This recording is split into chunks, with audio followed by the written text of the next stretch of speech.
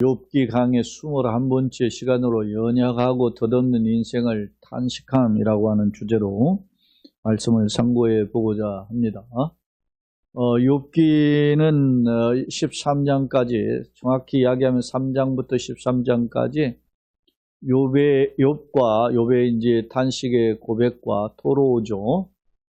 그러한 고백과 그리고 그의 세 친구들의 책망과 이에 따른 욥의 반론과 변증이죠. 그런 내용이 첫 번째로 구성되어 있었습니다. 이제 14장부터 21장까지는 두 번째 변론이라고 할 수 있어요.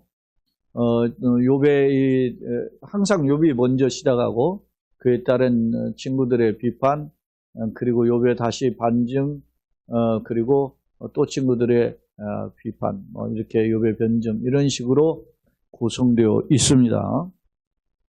이 중에 이제 우리가 첫 번째인 14장을 살펴보게 되는데, 14장은 1절로 22절까지 그게 두 단락인데, 편의상 1절로 12절, 그리고 13절로 22절, 이렇게 두 번에 걸쳐서 나눠 보고자 합니다. 자, 먼저 이 중 14장은 서론 부분을 보시면 욥이 하나님께 고난의 자리를 옮겨달라고 탄원함과 인생이 매우 짧음을 토로하는 전반부와 하나님께 구원해달라고 간구하지만 희망을 상실한 채 슬픔에 잠기게 되는 욥의 모습을 묘사한 후반부로 이렇게 분류해 볼 수 있어요. 이 중에 이제 자신의 연약함과 인생의 덧없음, 덧없는 인생을 토로한 내용 부분인 1절로 12절을 먼저 살펴보고자 합니다. 자, 우리가 이제 서론을 읽었고, 우리가 이제 성경을 이제 한 절씩 간략하게 살펴보도록 하겠습니다. 먼저 1절입니다. 여인에게서 태어난 사람은 생애가 짧고 걱정이 가득하며 라고 표현하고 있어요. 욥이 자신이 겪고 있는 고난을 3인칭으로, 여인에게서 태어난 사람이라고 3인칭으로 표현하고 있어요. 그러니까 세상의 모든 사람이 여인에게서 태어나잖아요. 그러니까 소위 인생이란 이런 소위 다 똑같은데 어떤 거냐? 생애가 짧고 걱정이 가득한 상태로 살아가는 게 인생이야, 이런 식이 을 지금 표현하고 있어요. 여인에게서 태어난 사람이라는 것이, 사람은 아담이죠. 에로드 이샤라고 하는, 이샤는 출생이죠. 그러니까 이 아담 에로드 이샤는, 여인에게서 태어난 이 사람들은 본래 우리가 성경에서 신학적으로도 이야기하면 아담의 후손으로 태어난 사람은 아담의 대표성의 원리에 모든 사람이 다 죄인이잖아요. 그죠? 아담의 죄를 범하였음에 모든 사람들이 아담의 대표성을 따라서 죄가 왕노릇하고, 그 죄가 왕노릇하는 결과 사망이 왕노릇하게 되는 그런 존재가 되는 것이에요. 그것을 어떤 면에서 보면 축약했다라고 봐요. 그래서 저는 이 죄성을 가진 연약한 존재다, 이렇게 1절을 주석을 해 보았어요.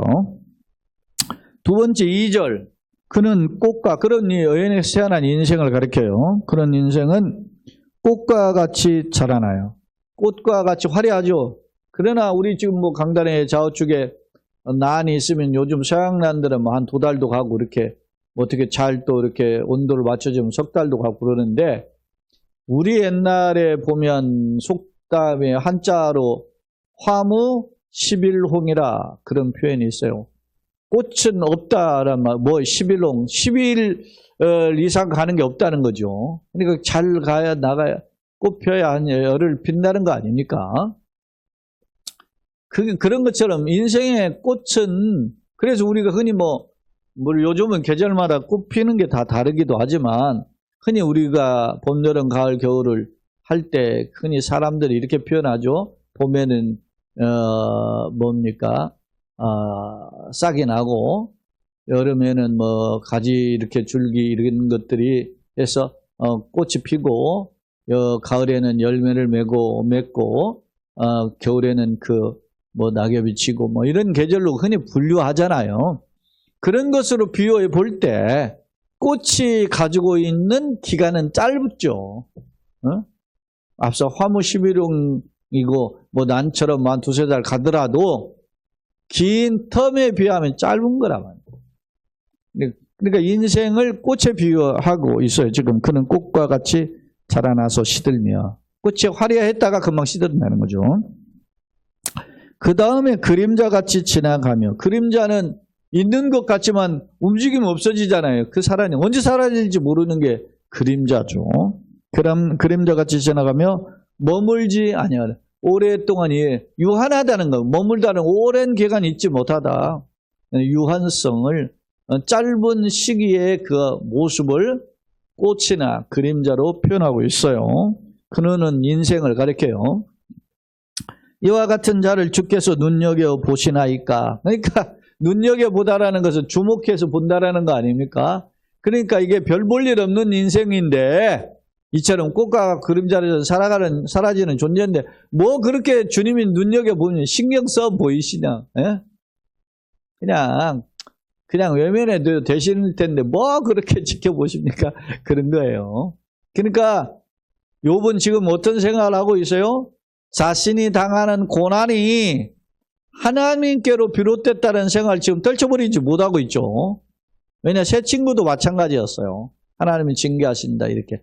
그러니까 하나님 좀 나 눈 감아 주셨으면 좋겠는데 뭐 이렇게 주목해서 나를 보십니까? 뭐 이런 식이죠. 3절에 서도에 보면 나를 주 앞으로 이끌어 재판하시나이까. 반복이죠. 나를 주목해 본 정도가 아니에요. 주님의 재판대에 서게 해가지고 이게 미슈파트라고 지난 시간에도 설명을 했어요. 선고하다, 재판하다 그런 뜻이란 말입니다. 그러니까 재판성에 들어놓고 재판장이 뭐합니까? 시시비비 다 가리죠. 에? 감출 수가 없어요. 요즘은 재판장이 다 이렇게 조금 완벽하게 공정하다라는 느낌이 없어요. 제가 대법원에 들어가면 대법원 중앙 홀에 넓은 홀에 거기에 여인상이 하나 있는데 그 하나는 책을 딱 들고 있고 왼손 들고 있고 오른손에 축 손을 내밀었는데 이렇게 저울이인데 저울이 균형을 딱 이루고 있어요. 치우치지 않아요. 응? 그게 법원의 정신 아닌가 재판의 정신이잖아요. 근데 요즘은 뭐 재판을 믿을 수가 없는 거야. 이게 비단 지금 뭐 최근에 막 복잡한 그 어떤 국가적인 정세에 제가 빗대서 하는 말이 아니에요. 이미 우리 사회에 이런 게 있잖아요. 무전유죄, 유전무죄라는 말이 공공연하게 했어요. 그러면 그런 것을 누가 단죄해야 돼요? 법원이. 지난번에도 국회의원 선거가 다 국회 임기가 다 끝났는데 재판이 끝나고 난 뒤에 결정이 됐잖아요. 무효 재판이. 임기는 4년 다 마쳤는데 그거 잘못했는 무효라고 하면 어떻게 해? 그러면 다 4년치 토해내게끔 뭐 판결이라도 난다든지. 예? 답답한 거죠. 응? 국민들이 볼 때 힘이 빠지는 거지. 예? 근데 이야기가 확대됐는데 이와 같이 주께서 나를 눈여겨보신다. 그런 거죠. 그리고 나를 주 앞에 이끌어 재판하시나요? 그거 뭐 주님 앞에서 털어서 머지 안 나는 놈 없다고 주님이 다 주님 앞에 나를 벌거벗은 것 같이 실사하면 내가 어떻게 합니까? 라는 탄식의 표현이에요. 이게 지금 3절에 또 4절 누가 깨끗한 것을 더러운 것 가운데서 낼 수 있으리까 하나도 없나이다. 깨끗한 것을 더러운 가운데서 깨끗한 거 뽑아낼 수 있습니까? 아무래도 손 타면 더러워지지. 깨끗한 것도 누가 뭐 만지면 더러워지는데 더러운 것을 무슨 뭐 걸러낼 수 있느냐고 거기서 깨끗한 걸 뭐 여과기로 해서 뭐 정수기로 뽑아내는 거 그런 것도 아니고. 그러니까 다 여인이 지금 자연 발생적으로 여인의 자손들은 의인은 하나도 없잖아요. 거기에서 의로운 자 건져낼 수 없잖아요. 그런데 주님이 주목해 보시고 재판에서 다 그것을 말이죠. 털으면 뭐 거기서 그 더러운 가운데 있는 죄인 중에 있는 중에서 의인이 나올 놈 누가 있어요? 이런 뜻이죠. 이게 하나도 없나요? 누가 깨끗한 건 더러운 가운데서 끄집어낼 수 있습니까? 없다. 하나도 없다. 그러니까 주님이 이렇게 심판하시면 주님 앞에 설 사람 아무도 없지 않습니까? 이런 탄식이에요. 응? 불평이 섞인 탄식이죠. 응? 그러면서 그의 날을 정하셨고 그의 달수도 주께 있으므로, 이게 다 주권 앞에 있다는 하나님 손에 그의 날을 정하셨고 그의 달수. 날과 달은 뭡니까? 그의 삶의 연한이죠. 응? 그걸 반복한 거죠. 그의 인생이 너 몇 날 며칠 살아, 몇 달을 살아, 이게 정해진 게 주님 손에 있지 우리가 모르죠. 주께 있으므로. 하나님이 주권을 강조한 표현이에요. 그의 규례를 정하여 넘어가지 못하게 하셨사온즉, 그렇게 표현하고 있어요. 인생 연한과 경계가 다 하나님 손에 있다. 하나님 주권에 달려있다. 그런 표현입니다. 6절, 그에게서 눈을 돌이켜 그가 품금같이 그의 날을 마칠 때까지 그를 홀로 있게 하옵소서. 그의 눈을 돌이켜, 그를 막 주목하게 보지 마시고 그냥 돌이켜가지고, 돌이켜서 그가 품금같이 그의 날을 마칠 때까지. 열심히 살다가 꿈꾸는 때가 딱 정하면은 우리도 아침 퇴근하는 날이 있잖아요. 퇴근하는 시간이. 그렇게 일 때가 좀 봐주세요. 그 말이죠. 막 꼬치꼬치 인생 끝날 때까지 그렇게 묻지 마시고. 그렇게 고용된 품꾼이 하루 일과를 마치고 정한 품삯을 받고 그런 시간을 가질 때까지 그냥 좀 놔주세요 라고 하는, 하나님이 그를 감시하거나 징계하지 말고 조금 놔주셨으면 좋겠습니다, 그런 뜻이. 욥이 자신이 당하는 고난이 하나님께로 비롯됐다고 생각하니까 너무너무 힘든데, 그것이 하나님께로 비롯됐다고 생각하니까 하나님 좀 나 좀 살려주세요, 나 좀 숨 좀 쉴 수 있도록 놔주세요, 뭐 이런 표현이 담겨져 있죠. 그게 이제 오늘 1절로 6절에 오늘 1절로 12절을 크게 두 달로 나누면 1절로 6절을 그걸로 분류해 볼 수 있어요. 그리고 이제 7절로 12절, 우리가 편의상 제가 12절까지만 했는데 그걸 또 한번 살펴보겠습니다. 7절, 나무는 희망이 있나니 찢길지라 다시 움이 나서 연한 가지가 끊이지 아니하며. 그렇죠. 그 나무는 밑둥가리를 잘라내도 뭐가 남습니까? 구루터기가 남잖아요. 구루터기에서 거기서 순이 나고 싹이 나가지고서는 또 나무로 자라는 경우가 있잖아요. 그렇습니다. 그런데 인생을 한번 죽으면, 예를 들어 잘라냈다. 잘라지면은 다시 살 수 있나요? 없잖아요. 물론 우리는 지금 부활신앙이, 기독교 신앙은 부활신앙인데, 그 부활은 메시아를 통해서 죄가 대속되고 메시아가 부활하신 것처럼 우리도 부활한다는 언약에 의해서 우리가 부활하는 거지, 우리 스스로 부활할 수 있는 게 없죠. 인생은 나무는 그래도 밑둥이 자르면 사는 짝이라도 이렇게 사서 희망이라도 있지만, 인생은 어떻게 해요? 연한 가지가 끊어진 나무보다도 못하다는 겁니다. 자, 이거 다시 보면 7절. 나무는 희망이 있나니 찢길지라 다시 움이 나서 연한 가지가 끊이지 않죠. 그렇게 희망이 다 있어요. 8절. 그 뿌리가 땅에서 늙고 줄기가 흙에서 죽을지라도, 뿌리가 땅에서 늙고 오랜 연수가 있어도 뭐 그 살잖아요. 그러니까 뭐 사람 일찍 죽어도 뭐 어떻게 보면 뭐 나무 같은 건 몇백 년 된 수령의 나무들이 있잖아요. 그런 게 있습니다. 자, 물 기운에 움이 돋고 가지가 뻗어서 새로 심은 것 같거니와. 그러니까 그게 그렇게 잘려내도 뭐 그게 뿌리가 이렇게 나무가 물 기운을 가해서 그 뿌리를 내리시면 다시 살잖아요. 물 기운에 움이 돋고 가지가 뻗어서 새로 심은 것 같이 다시 살아나가잖아요. 오히려 새로 심은 것은 위태위태하지만 그렇게 뿌리 깊이 내린 것은 뭐 잘 자라요. 하거니와. 그러나 이제 인생의 화려한 인생의 연인 때입니까? 장정이죠. 10절 장정이라도 죽으면 소멸되나니. 아무리 화려했던 사람도 죽으면 그만이라는 거예요. 인생이 숨을 거두면 그가 어디 있느냐? 없죠. 암만 찾으면 그 화려하면 뭐합니까? 그 유명했던 사람, 화려했던 사람 다 없어지잖아요. 응?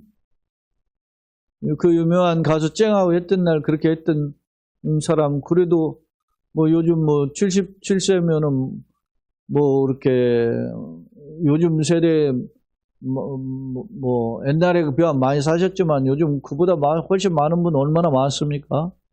근데도 그냥 또 갑자기 이렇게 떠났잖아요. 인생은 예측이 불허예요. 장정이라도 죽으면 소멸되나니 인생에 숨을 거두면 그가 어디 있어? 그냥 다 사라져버리는 존재다 말입니다. 응? 11절 물이 바다에서 줄어들고 강물이 잦아서 마름같이. 이게 물이 바다에서 줄어들고라는 말은 이게 이제 물이 이제 바다로 흘러 들어갈 때 그 뭐 이렇게 퇴적층이 있는 데서 그게 이렇게 점점 줄어서 이렇게 합류하는 그런 모습을 비유한 거라 그래요.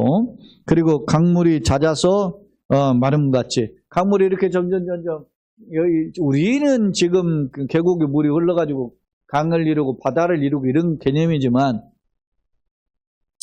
고대 근동은 건기 우기가 확실하니까 우기 때는 범답하는데 건기 때는 물이 마르면 뭐 쫄쫄쫄쫄 쫄아가지고 그리고 그 바닥이 모래바탕이니까 금방 또 물이 말라버려요.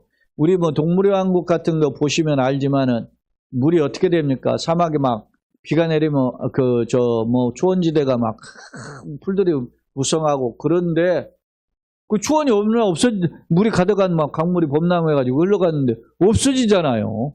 그러니까 이 막 초식동물들이 막 풀을 쫓아가지고 또 그 물을 쫓아가지고 막 이동하대 대이동을. 그런 현상을 생각해 보세요. 물이 줄어들고 강물이 잦아서 마름어버리는 강물 절절절절 없어지는 거죠. 그런 것 같이 인생을 그렇게 비유한 거예요 지금. 화려한 듯 물이 막 철철 넘쳤는데 쫄아든 것처럼 우리 인생이 화려한 것 같은데 벌써 이렇게 됐나. 제가 기억하기로는 제가 고등학교 때 고등부 제가 회장이었는데 고등학교 때 그런 이야기를 했어요. 우리가 몇 살까지 살 수 있을까? 뭐 이런 이야기를 한 거예요. 고등학생 때. 그랬더니 제가 그랬어요. 나는 한 70까지는 살아야 되는데 내가 그런 이야기를 했거든요. 그랬더니 막 저한테 손가락질을 한 거예요. 욕심도 많다고. 왜 그러냐? 그런 때는 70 사시는 분이 별로 없었어요. 그러니까 나는 70 정도는 살아야지 그런 생각을 했는데 지금 70이라고 하면 요즘 우리 한국 사회에서 노인들 양반들한테 물어봤어요. 몇 살을 노인 양반으로 할 건가? 물어봤더니 이런 73세, 72세나 3세가 돼야 노인이라고 한다는 거야. 그래요?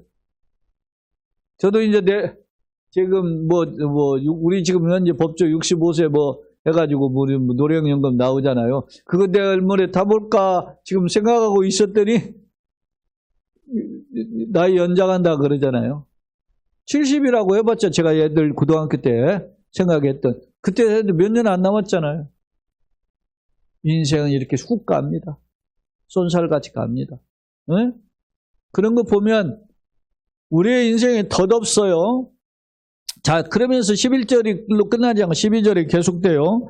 사람이 누우면 다시 일어나지 못. 눕는다라는 것은 죽음을 의미해요. 흔히 잠잔다라는 표현은 죽음에 대한 완곡한 표현으로 우리가 해석하잖아요. 그러니까 사람이 누우면 다시 일어나지 못하고 죽으면 다시 살지 못하고 그 다음에 하늘이 없어지기까지 눈을 뜨지 못하며. 하늘이 없어지나요? 없어지지 않죠. 하늘은 있다라는 것은 영원성을 가리킨단 말입니다. 그러니까 하늘이 없어지기까지 눈을 뜨죠. 자, 누워가지고 잠을 자는데 그때까지 이 사람이 살아야지 못한다는 거야. 잠을 깨지 못한다. 눈을 뜨지 못하며 잠을 깨지 못한다. 인생은 뭐라고? 유한하다. 우리 뭐 글도 있잖아요. 인생은 짧고 예술은 길다. 뭐 그런 표현이 있잖아요. 어? 인생은 이와 같다. 인생의 뭐요? 덧없음. 앞서 제가 서론에도 이야기했지만 인생의 덧없음을 지금 노래한 거죠. 어떤 노래입니까? 허무함에 대한, 덧없음에 대한 탄식을 표현하고 있어요. 이게 욥이 이렇게 자기가 이런 고난에 처한 현상을 보면서 마지막 이렇게 고난의 역경을 당하다가 돌아가야 되는 이런 그 비참함을 생각할 때 인생이 참 무성하다, 덧없다 하는 것들을 지금 토로하는 장면을 오늘 말씀을 통해서 살펴볼 수 있는 것입니다. 자, 그러면 우리가 이제 오늘 1절로 12절을 간략하게 살펴봤는데 정리해 보겠습니다. 1절로 12절의 두 번째 화면에서 요약해 보겠습니다. 1절 욥이 자신이 겪고 있는 고난을 3인칭, 모든 사람이 겪는 것처럼 그렇게 바꿔서 이런 인생의 연약성을 대해서 호소했어요. 여인에게서 태어난 사람인 아담 에루루 이스라인데 이것은 여인에게서 태어난 자연적으로 태어난 이런 사람 모두 다 의인은 하나도 없죠. 아담이 대표성 원리의 죄를 가지고 태어나죠. 주성을 가진 연약한 존재라는 것을 의미해요. 2절 인생을 꽃과 그림자에 비유했죠. 비유는 일종의 은유적인 표현인데 쉽게 사라지는 허무한 존재로 비유한 겁니다. 꽃도 그림자도 잠시 있다 사라지잖아요. 그런 존재로 비유했어요. 꽃 쉽게 피고 지는 존재. 그렇죠. 허무하게 그림자는 허무하게 사라지는 존재. 그랬어요. 시편 90편에 보면 모세의 시죠. 모세의 시가 인생 70이요 강건한 80이라도 신속히 가니 우리가 나락하나이다. 인생의 덧없음을 이야기해요. 우리는 흔히 그렇게 세월을 비유하죠. 세월 유수하다. 흐르는 물처럼 세월이 흘러요. 그리고 세월을 또 어떻게 비유해요? 쏜살같이 빠르다. 그러죠? 요즘 뭐 쏜살, 옛날에 그 비유가 쏜살이 지금은 뭡니까? 총알, 어떻게 미사일, 이런 식으로 해죠. 요즘 또 미사일 중에는 극초음속이 나왔잖아요. 옛날에는 초음속인데, 똑딱 하는 것보다 더 빠르게 미사일이 날아간다. 똑딱이 할 때 1초에 340m를 간다죠, 소리가. 초음이. 근데 그 음을 초월하는 속도니까, 극초음소니까, 그 초월하니까 그거 얼마나 빠르면. 이야, 세상 기술이 빨라졌죠? 그런 인생임을 우리가 알 수 있습니다. 자, 3절 욥은 허무하게 사라지는 존재와 같은 자신을 하나님께서 죄악과 허물을 찾아 징계하시는 분명했어요. 그죠? 자기를 얼굴을 이렇게 딱 놓고 쳐다보신다 그러잖아요. 그리고 또 재판석에 대놓고 판결하신다고 하잖아요. 미시퍼트라고 하는 표현을 썼었어요. 단어를. 4절 인간은 본래 부정한 자이기에 그에게서 난 자 역시 깨끗할 수 없다. 의인 없나 하나도 없죠. 7절 나무 예를 들어서 이제 포도나무나 무화과나 석류 등은 밑동을 잘라내면 그루터기죠. 그루터기를 자르 그루터기가 남아서 그 싹이 돋아나는 그런 현상을 상기하고 있어요. 10절 아무리 강한 용사라도 장정 아까 표현했죠. 용사를 할지라도 일단 죽으면 소멸돼 버리는 연약하고 가련한 존재를 부각시켰어요. 주목할 점은 이 와우라는 단어를 제가 소개를 안 했네요. 그 10절의 중반에 이 와우라는 접속사가 있는데 생략되어 있어요. 와우가 영어 성경인 킹 제임스 버전이라든지 NIV라고 하는 뉴 인터내셔널 버전에는 와우라는 접속사를, 와우는 히브리어예요. 근데 이 영어에는 버스로, 그러나로 번역을 했어요. 그러니까 이게 우리가 10절을 그 내용을 이렇게 정리해 보면 장정이라도 죽으면 소멸되나니 그러나 인생이 숨을 거두면 그가 어디 있냐. 그런 의미가. 그러니까 허무한 인생을 강조한 강조점인데 우리 이 개혁성경에는 번역을 하지 않았다는 거죠. 그런 의미를 보여줘요. 즉 7절로 9절의 나무를 비유한 내용과는 대조를 이룬다는 점이다. 장정 개베르라고 하는 것은 용사 그런 뜻이에요. 그리고 마지막 12절 하늘이 결코 없어지지 않는 것처럼 인간이 죽으면 회복되지 못한다라는 점을 강조하고 있다. 유명한 주석가 유클리프가 이제 한 주석인데 그런 거 맞습니다. 그러니까 하늘의 영원성과 인간의 유한성을 대조하고 있습니다. 자, 세 번째 화면입니다. 욥의 고백을 통해서 인생 무상을 우리가 발견하게 되는데 한번 욥이 고백한 내용을 다시 한번 정리해 보면 인생을 뭘로 비유해서 욥은 인생을 꽃이나 그림자에 비유했죠. 이는 화려한 듯 보이지만은 그 영광은 찰나적인 순간에 불과하다. 그런 것을 토로하고 있어요. 두 번째, 인생은 더러운 존재죠. 죄성을 가진 존재임을 앞서 이야기했죠. 그래서 주님이 눈여겨보신다, 재판합니다. 누가 깨끗한 것을 더러운 가운데서 낼 수 있습니까? 그러니까 인생은 더러운 존재다, 그런 표현이에요. 나무와 대조죠. 나무는 잘려도 싹이 다시 나지만은 인생은 다시 깨어나지 못하는 인생의 연약함, 부활하지 못하는 연약함을 지금 표현하고 있어요. 물론 아까 제가 이야기했죠. 우리가 부활은 언제예요? 예수 그리스도 안에 영원히 살 것. 그게 하나님의 약속. 인생은 이런 존재지만 내가 너희를 영원히 살게 해주시겠다. 어떻게? 예수님이 죄를 용서함 받은, 예수님이 십자가 보혈로 용서함 받은 자는, 그걸 믿는 자는 하나님의 약속인데, 그걸 믿는 자는 예수님 부활한 것처럼 너희도 부활시켜 주겠다. 그게 하나님의 약속이죠. 그래서 우리가 그 약속을 믿는 거, 그 말씀의 약속이니까 언약신앙이라 하죠. 강조점입니다. 자연과의 대조. 나무는 잘라져도 밑둥이 있잖아요. 밑둥이 나무는 그루터기가 있는 것처럼 다시 살 길이 있는데 인생은 다시 살 수 없는 허망한 존재다. 덧없다. 그런 유한성을 거론하고 있고, 특히 죄악을 거론함을 통해서 절대주권 하나님 앞에 연약한 존재. 그러니까 하나님과 우리 인생의 대비 대조를 통해서 인생의 연약함, 무한함, 유한성, 덧없음, 그런 것들을 표현하고 있어요. 자, 교훈입니다.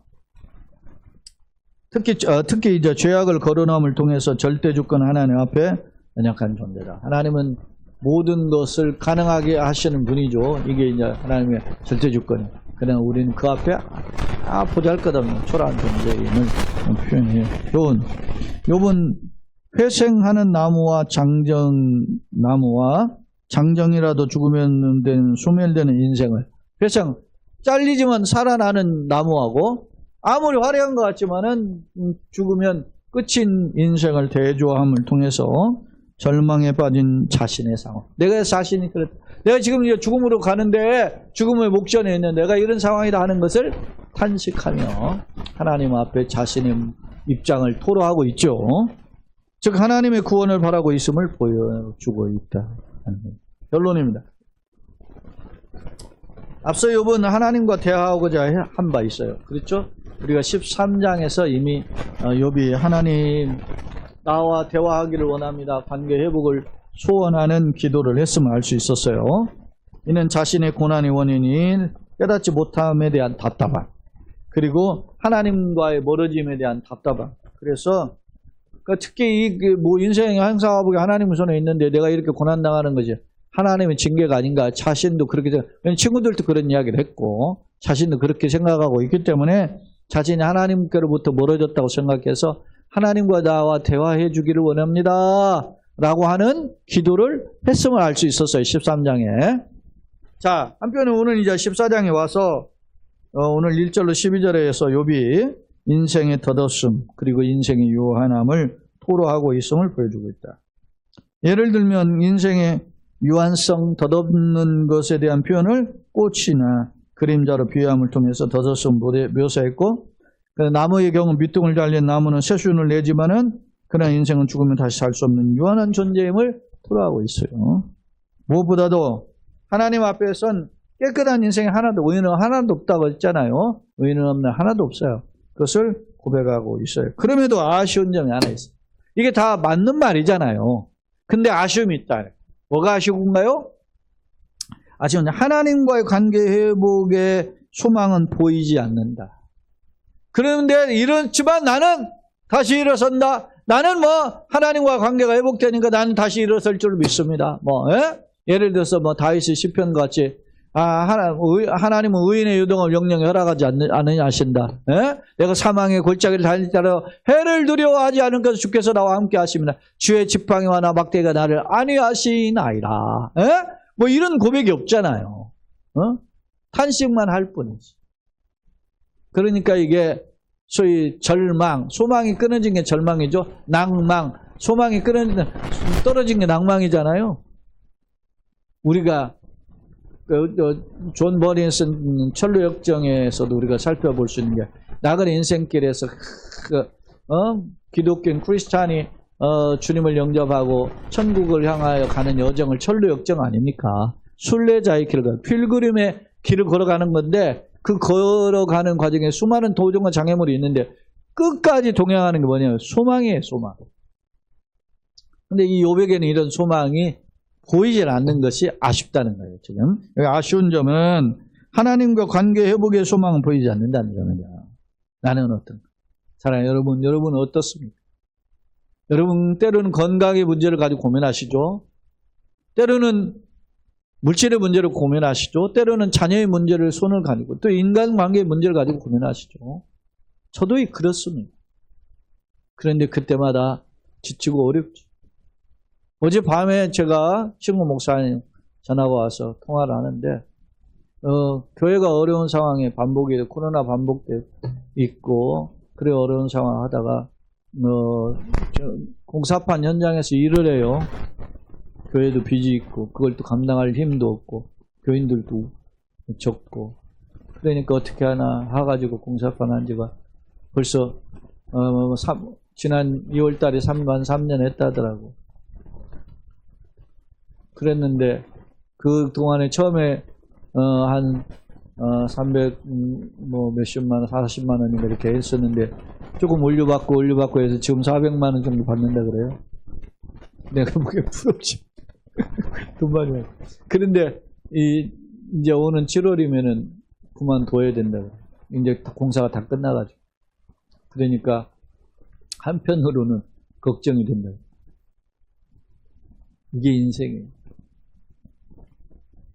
어느 정도 수입이 있었는데 그게 끊기면 어떻게 다시 답답하잖아요. 어?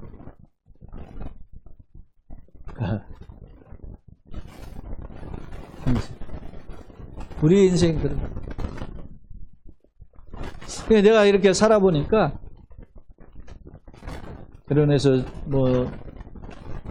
33년 제가 신대원 졸업반 마지막 다음 주에 졸업고사 하는데 이번 주 결혼해가지고 그렇게 했었는데 그때 결혼하고 지금까지 걸어오는 과정을 보니까 내가 집이 있어요, 뭐가 있어. 그때는 부목사 때는 그래도 교회에서 해결했죠. 교회에서 사택을 주고. 근데 내가 떨어져 나와서 이렇게 하니까 교회에서 다 해결해 줘야 되잖아요. 그렇지만 해결할 형편이 안 되니까 어떻게 해? 사람이 1도가 올라간 면역력이 그만큼 강해지고 1도가 추워지면 면역이 그만큼 떨어진대요. 그러니까 연세 드실수록 따뜻하게 지내시고 방 안에 이렇게 하야 되는 거야. 그런 거 생각해 보면은 옛날보다 추운 거야. 마음도 춥고 몸도 춥고. 이게 인생. 그러면 어떻게 마음도 흔들리지. 사랑해요, 여러분. 여러분에게도 그런 문제들이 있을 거 아닙니까? 그때 어떻게 합니까? 욥이 어땠을까? 나 같으면 욥이었다면 어떻게 했어요? 벌써 나가 떨어졌을 것 같아요. 욥은 참 그래도 아니, 내 지식이 이 짧은 지식으로만 끝나지 않고 주님께서 나를 이끌어 가시는 그 주님의 은혜를 바라보는 통로가 되게 하여 주옵소서. 오늘 수요밤 예배로 드리는 이 예배의 자리가 그런 자리가 되기를 여러분이 말씀의 힘을 얻고 다시 한번 용기 백배해서 나를 살리시고 가정을 살리시고 교회를 살리시고 이 땅을 이끌어 가시는 하나님의 손에 붙들리는 저와 여러분 되시길 원합니다. 마지막으로 참된 회복은 주님과의 교통이에요. 주님과 한 걸음 한 걸음 날마다 걸어갈 때 우리가 살아날 수 있음을 기억하고 십자가를 바라보며 날마다 불쌍히 여기심을 간구하는, 그래서 응답받는, 위로를 덧입는 저와 여러분 되시기를 예수님의 이름으로 축원합니다. 아멘.